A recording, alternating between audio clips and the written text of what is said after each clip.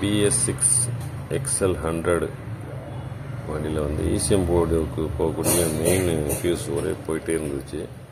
நம்ம வண்டியில் இருக்க எல்லா ஜாக்கெட்டையும் தேடி பார்த்ததில் கிடைச்சது. சைடு ஸ்டாண்டில் உள்ள அந்த சென்சார் சுவிட்சை கழட்டி போட்டிருந்தாங்க.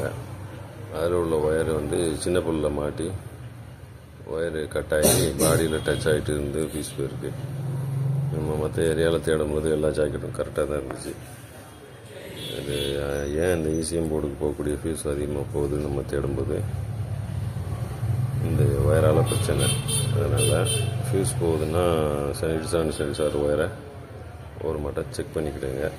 சைடு ஸ்டாண்ட் சென்சாரில் உள்ள ஃபியூஸ் டச் ஆச்சுன்னா ECM போர்டுக்குள்ள பவர் சப்ளை போகிற ஃபியூஸ் போயிடும். அந்த இண்டிகேட்டர் பஸ்ஸர் இருக்குல்ல, இது பக்கத்தில் வரும் ஒரு ஃபியூஸு. நம்ம ரைட் சைடு தள்ளி பார்த்தோம்னா தெரியும். இதுக்கு உள்ள ஃபியூஸ் போயிட்டுனா ஃபியூல் பம்பு ஓடாது. ஓகே, தேங்க்யூ ஃபார் வாட்சிங்.